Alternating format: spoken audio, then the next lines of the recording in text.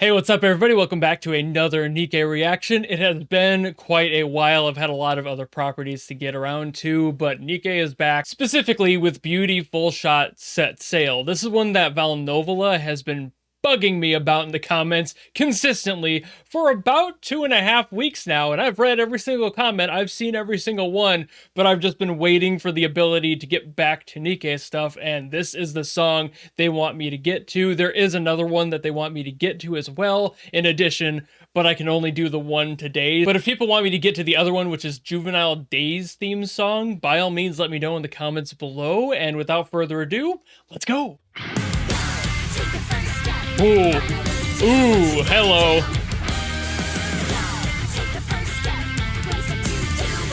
I've been spoiled lately. Ooh. Okay. Didn't expect that voice, to be honest with you.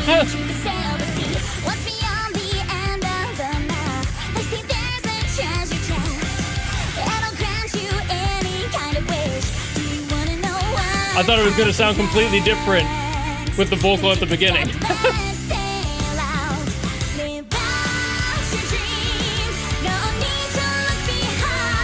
This is an anime intro.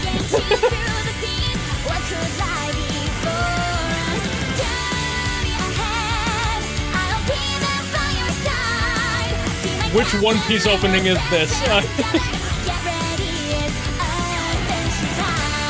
Which Amelie cover is this?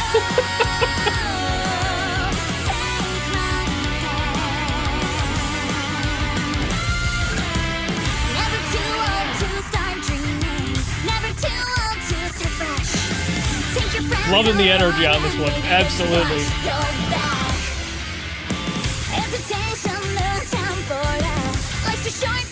Ooh, the upbeat on the drums there. Good energy shift with that drum part.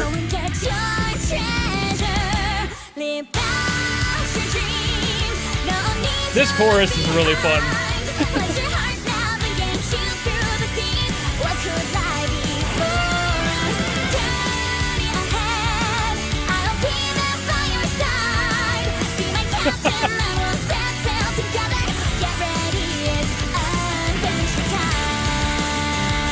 Oh, it's adventure time! Come on, grab your friends! I'm sorry, that was stupid. This is putting me in a really good mood. I act stupid when I'm in a good mood. Solo time, let's go!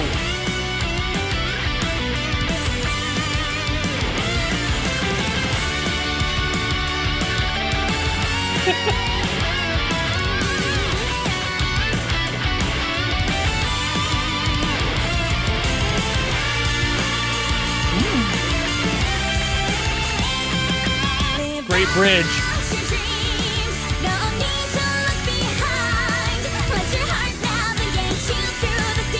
This is a very, unique chorus. The melody is very surprising.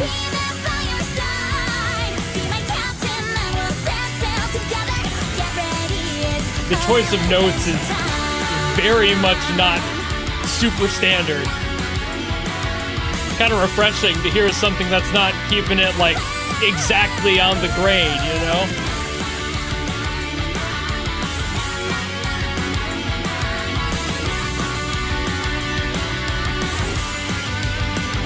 Diana Garnet.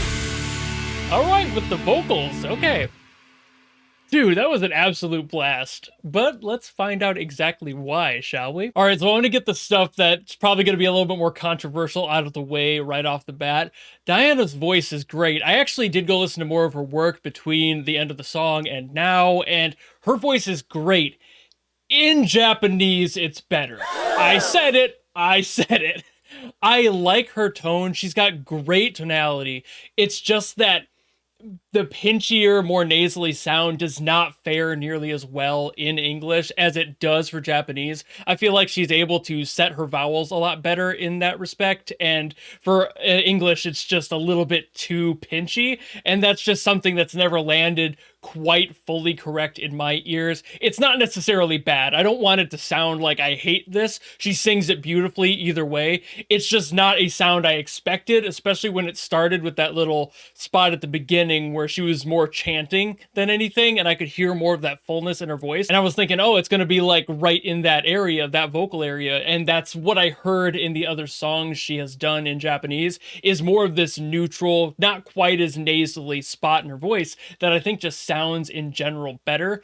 But I see why it's more nasally. That's just a thematic kind of thing. You want to make sure you're working with the composer, getting what they want out of it, and it's possible that Cosmograph pushed for that more nasally tone. It's also possible that she just legitimately is more comfortable singing in English in that more nasally tone, and that for whatever reason Japanese kind of lowers it, which is kind of contradictory from my experience. It's usually singing lower in English and more nasally in Japanese. It's just kind of the way the language works. So there's some interesting things there when it comes down to the like phonetic language differences and everything, and I'm not going to get too into that because that's way out of the scope of the video here. But I did want to throw out there, while I did like the song, I feel there's a part of my brain that wants to hear this song slightly dialed back with a little bit more of that fullness that I've heard in her other work. But overall, that's really neither here nor there. And as a performer, she did a fantastic job. She had the power through all of that as well. And that's,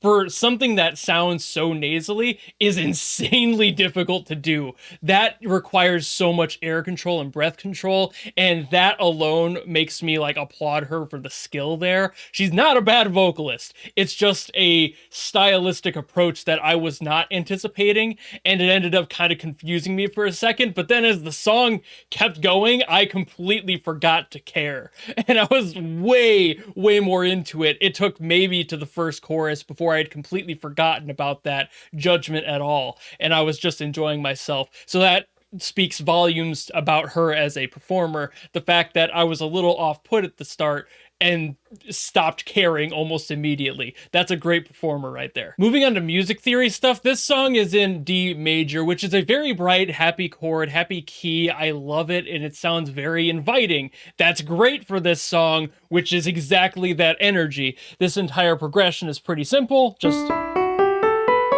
there you go. That's the entire scale of D major. It's a beautiful scale. It's very bright, and pretty much anything you do with it is very bright and happy, for example. And there's all the stuff you can do with the standard D major. It's all the same chords, all the same progressions that you would expect, even down to the minor chords that are within that key. But they do something for the top line, the vocal line, which is actually, I think, borrowing from D minor, in which case they do this step down, just a half step from B to B flat. So you get this... for that part of the chorus that was really catching my ear. That's interesting. That's different. That is kind of turning that entire chord, that entire key, on its head. It's not supposed to be there. The rest of that chord doesn't have that in there. If you were to add that in there and just throw it in the middle, it would sound like this. So adding that half step down just makes things feel a little bit more grounded in that one moment. And that's a very interesting approach, because the rest of the key could totally do that in other ways, but it's different. It's definitely unique. And that specific choice isn't something that happens in these happy, bright songs, dipping it down to a flat or a sharp when it's otherwise a very positive major chord. So that's a very cool approach to having a top line. Obviously, top lines, you can kind of mess with them a little bit more, and you have some more creative control on top of the main progression of the song. You can futz around with stuff like that a little bit more and get away with those sorts of unique choices. But I think what works well specifically for this one is just that it dips down right at the end of the line and makes things feel like you're understanding that character in that moment. I mean, it's not trying to talk about this huge, grandiose storyline or anything. It's just kind of being a poppy, happy rock track. But at the same time, you want things to be resonant with people. And I think stepping out of that safety net of just keeping inside the chord and in the key actually helped set the mood of this song even more. It's a very good idea to break the rules in music once in a while, but it's one of those, like, in order to break the rules, you have to know what those rules are and what their limitations are before you do so. Otherwise, it could sound terrible. This is one of those things, just moving down slightly kind of makes it a more chromatic approach compared to a straight-laced chord approach, and it makes that entire part of the song feel like a walk down instead of like a punch to the gut, like which would normally be the approach for a rock song. And I appreciate that it kind of softened that approach a little bit, and it made the entire chorus that much more memorable as a result. That was a great decision on the side of Cosmograph, and probably NieN, who might have helped on this side. Hell, it could have just been Diana making that decision as well. Sometimes the people who sing are straight up the top liners and write their own melodies, but it really depends. I don't have a credit to know for sure on this one. But I think that's about all I've got to say for specifics, at least. In general, this song was really fun. I've mentioned a few times, very bright, very energizing. I enjoyed the shit out of it. Once I got out of that like mental space at the beginning of like, oh, that's a weird vocal choice, and then started enjoying the vocal choice, I was like, hold on, wait a minute, there's something to this. And then it hit the chorus, and I was totally sold on it just because it was that unique approach, and I loved that. I wonder if there is a modal approach to that, like if there's a different mode of D major that NieN decided to use for the composition here, or if I'm just crazy and assuming as much with that whole half step down thing, because that was a really cool and unique decision. There could be a modal approach to that that's more off the beaten path, because I do love me some modes and some differing modes used in music, but I didn't look to see if there was any specific ones that moved this key down, because every other note in D major standard seemed to work for this, but it's very possible there's a mode that shifted that note either up or down from the prior, and they just decided to utilize that. There are so many things with music that you can do. It's so flexible. It's so cool. But I think that's about all I'll say on this one, instead of yapping for another 20 minutes about the exact same subject. So if you enjoyed this video, thank you. If you didn't, that's fine. If you want me to get to that juvenile theme that I mentioned at the beginning,